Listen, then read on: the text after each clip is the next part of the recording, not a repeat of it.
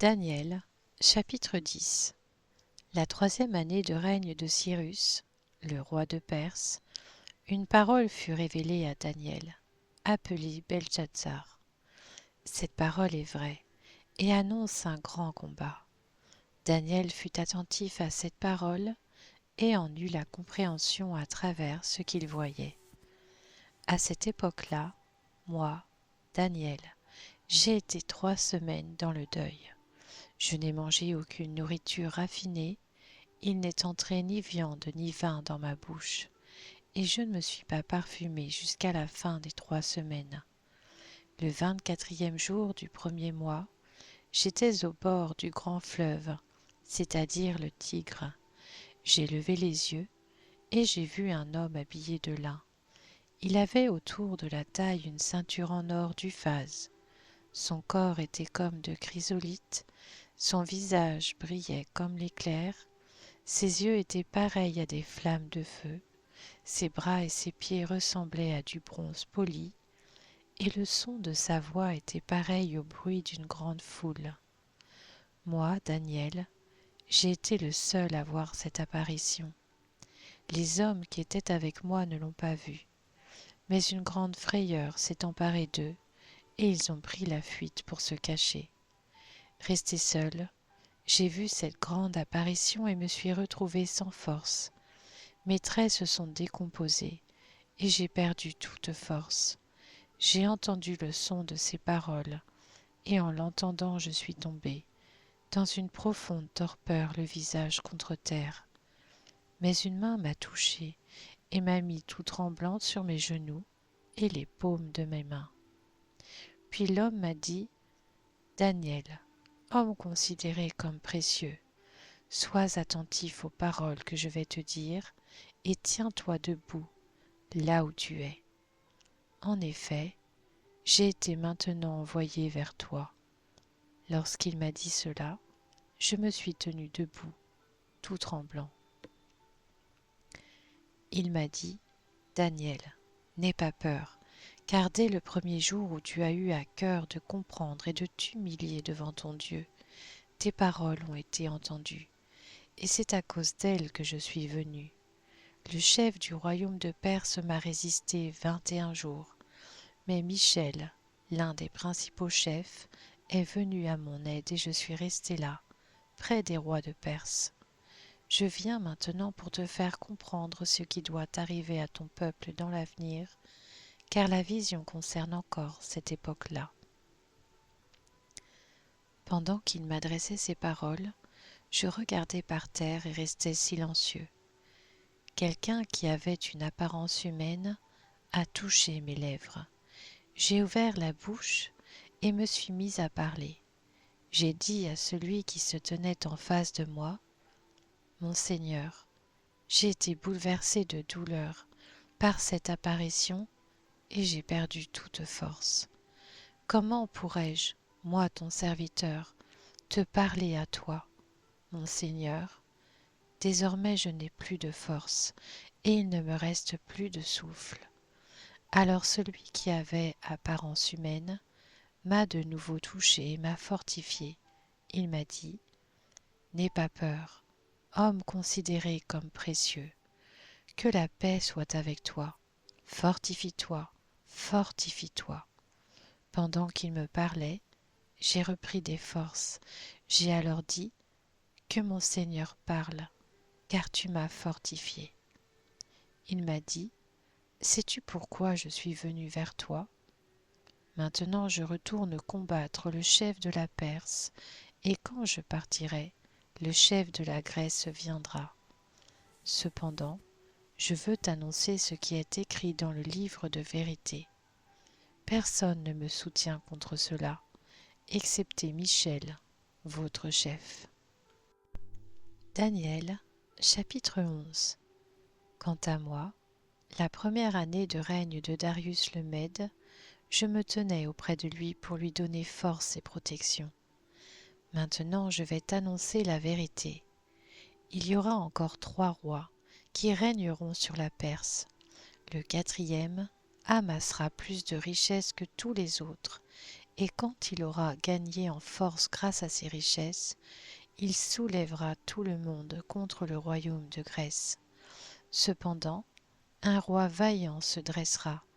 Il dominera avec une grande puissance et fera ce qu'il voudra. Une fois qu'il se sera dressé, son royaume sera brisé et divisé aux 4 coins du ciel. Son royaume n'appartiendra pas à ses descendants et ne sera pas aussi puissant que le sien, car il sera déchiré et passera à d'autres qu'eux. Le roi du Sud deviendra fort, mais un de ses chefs sera plus fort que lui et exercera sa propre domination, une domination puissante. Au bout de quelques années, ils concluront une alliance et la fille du roi du Sud s'unira au roi du Nord pour concrétiser leur accord. Mais elle ne tiendra pas le coup et ni lui ni son armée ne pourront résister. Elle sera cédée avec ceux qui l'auront amenée, avec son père et avec celui qui aura été son soutien à cette époque-là. Un rejeton de même racine qu'elle se dressera à sa place. Il viendra attaquer l'armée du roi du Nord et pénétrera dans sa forteresse. Il interviendra contre eux et deviendra puissant. Il enlèvera même et transportera en Égypte leurs dieux et leurs idoles en métal fondu, ainsi que leurs objets précieux en argent et en or.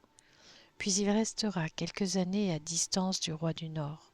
Celui-ci marchera contre le royaume du roi du Sud, mais il devra revenir dans son territoire. Ses fils se mettront en campagne et rassembleront d'immenses troupes.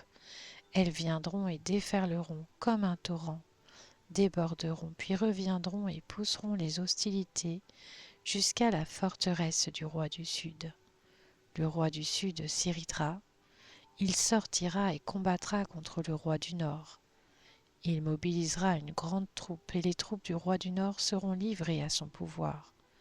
Cette troupe sera fière et le cœur du roi du Sud se remplira d'orgueil. Il fera des dizaines de milliers de victimes, mais il ne triomphera pas. En effet, le roi du Nord reviendra et mobilisera une grande troupe, plus nombreuse que la première. Au bout de quelque temps, de quelques années, il se mettra en marche avec une grande armée et de grandes richesses. À cette époque-là, beaucoup se dresseront contre le roi du Sud.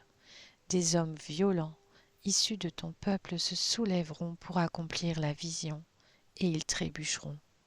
Le roi du Nord viendra, il construira des remblais et s'emparera des villes fortifiées. Les troupes du Sud et l'élite du roi ne résisteront pas, elles n'en auront pas la force. Celui qui marchera contre lui fera ce qu'il voudra sans que personne ne lui résiste. Il s'arrêtera dans le plus beau des pays, exterminant tout ce qui tombera sous sa main. Il formera le projet d'arriver avec toutes les forces de son royaume et de conclure un accord avec le roi du Sud. Il lui donnera sa fille en mariage dans l'intention de détruire sa royauté. Mais cela n'arrivera pas, et il n'obtiendra pas ce qu'il voulait. Il s'orientera vers les îles et en prendra beaucoup, mais un chef militaire mettra fin à la honte qu'il voulait lui attirer et la fera retomber sur lui. Il se dirigera ensuite vers les forteresses de son pays, où il trébuchera et tombera, et on ne le trouvera plus. Celui qui le remplacera fera venir un oppresseur dans la plus belle partie du royaume, mais il sera brisé en quelques jours, et ce ne sera ni par la colère, ni par la guerre. Un homme méprisé prendra sa place, sans qu'on lui ait donné la dignité royale.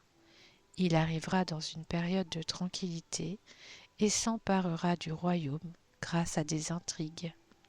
Les troupes qui déferleront comme un torrent seront submergées devant lui et brisées, de même que le chef de l'alliance. Une fois qu'on se sera rallié à lui, il recourra à la tromperie. Il se mettra en marche et aura le dessus avec peu de monde. Il pénétrera en toute tranquillité dans les endroits les plus fertiles de la province. Il fera ce que n'avaient pas fait ses prédécesseurs ni ses ancêtres. Il distribuera le butin, les biens et les richesses. Il formera des plans contre les forteresses, et cela pendant un certain temps. À la tête d'une grande armée, il déploiera sa force et son courage contre le roi du Sud. Ce dernier s'engagera dans la guerre avec une grande et très puissante armée, mais il ne résistera pas, car on formera des plans contre lui. Ceux qui mangeront des plats servis à sa table causeront sa perte. Son armée se dissoudra et les morts tomberont en grand nombre.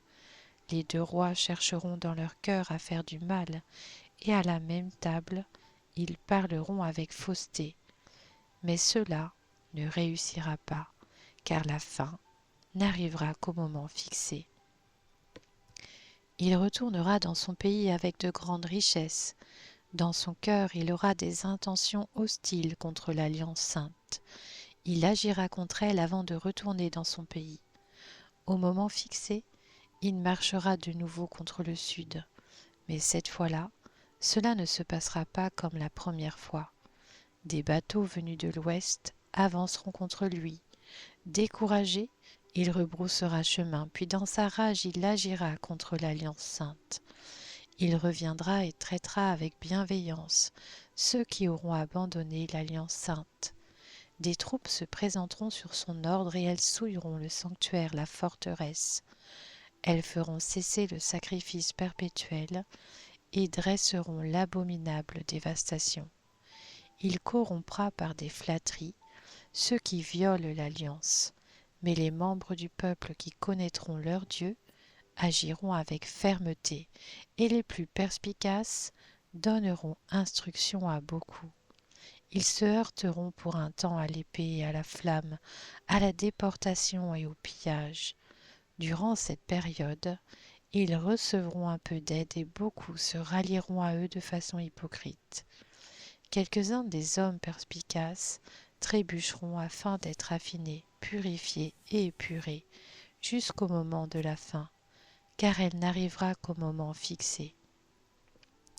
Le roi fera ce qu'il voudra, il sera plein d'arrogance, se grandira au-dessus de tous les dieux, et prononcera des paroles extraordinaires contre le Dieu des dieux. Il prospérera jusqu'à ce que la colère soit à son comble, car ce qui est décidé s'accomplira. Il ne prêtera attention ni au Dieu de ses ancêtres, ni à celui que désirent les femmes. Il ne prêtera attention à aucun Dieu, car il se grandira au-dessus de tous. C'est le Dieu des forteresses qu'il honorera sur son piédestal. À ce Dieu que ne connaissaient pas ses ancêtres, il rendra hommage avec de l'or et de l'argent, avec des pierres précieuses et des objets de valeur. C'est avec ce Dieu étranger qu'il agira contre les endroits fortifiés, et il comblera d'honneur ceux qui le reconnaîtront. Il leur donnera la domination sur beaucoup, et leur distribuera des terres en guise de récompense. Au moment de la fin, le roi du Sud l'affrontera, et le roi du Nord fondra sur lui comme une tempête, avec des chars et des cavaliers, ainsi que de nombreux bateaux. Il pénétrera dans tous les pays, déferlera comme un torrent et débordera. Il pénétrera dans le plus beau des pays, et beaucoup trébucheront. Mais voici ceux qui seront délivrés de son pouvoir, Édom, Moab et les principaux des Ammonites. Il étendra son pouvoir sur divers pays, et l'Égypte n'y échappera pas. Il se rendra maître des trésors d'or et d'argent, et de tous les biens précieux de l'Égypte. Les Libyens et les Éthiopiens marcheront à sa suite. Des nouvelles de l'Est et du Nord le troubleront, et il partira, dans une grande colère, détruire et exterminer beaucoup d'hommes. Il dressera les tentes de son palais entre les mers, vers la glorieuse et sainte montagne, puis il arrivera à sa fin sans que personne ne l'aide. Daniel, chapitre 12. À cette époque-là, se dressera Michel le grand chef, celui qui veille sur les enfants de ton peuple. Ce sera une période de détresse, telle qu'il n'y en aura pas eu de pareille depuis qu'une nation existe jusqu'à cette époque-là. À ce moment-là, ceux de ton peuple qu'on trouvera inscrits dans le livre seront sauvés. Beaucoup de ceux qui dorment dans la poussière de la terre se réveilleront, les uns pour la vie éternelle, les autres pour la honte, pour l'horreur éternelle. Ceux qui auront été perspicaces brilleront comme la splendeur du ciel, et ceux qui auront enseigné la justice à beaucoup brilleront comme les étoiles pour toujours et à perpétuité. Quant à toi, Daniel, tiens ces paroles cachées et marque le livre du sceau du secret jusqu'au moment de la fin. Beaucoup seront perplexes, mais la connaissance augmentera. Moi, Daniel, je regardais, j'ai vu deux autres hommes se tenir debout, l'un sur une rive du fleuve, l'autre sur l'autre rive. L'un d'eux a dit à l'homme habillé de lin, qui se tenait au-dessus de l'eau du fleuve, quand viendra la fin de ces événements extraordinaires? Et j'ai entendu l'homme habillé de lin, celui qui se tenait au-dessus de l'eau du fleuve, il a levé sa main droite et sa main gauche vers le ciel, et il a juré par celui qui vit éternellement, que ce serait dans un temps, 2 temps et la moitié d'un temps, et que tout cela prendrait fin, quand la force du peuple saint serait entièrement épuisée. J'ai entendu, mais sans comprendre, et j'ai dit, Mon Seigneur, quelle sera l'issue de tout cela? Il a répondu, Vas-y, Daniel, car ces paroles seront tenues cachées et marquées du sceau du secret jusqu'au moment de la fin. Beaucoup seront purifiés, épurés et affinés. Les méchants feront le mal, et aucun d'eux ne comprendra, tandis que ceux qui seront perspicaces comprendront. Depuis le moment où le sacrifice perpétuel sera supprimé et où l'abominable dévastation sera dressée, il y aura 1290 jours. Heureux celui qui attendra et qui arrivera jusqu'à 1335 jours. Quant à toi, marche vers ta fin, tu te reposeras et tu seras debout pour recevoir ton héritage à la fin des jours.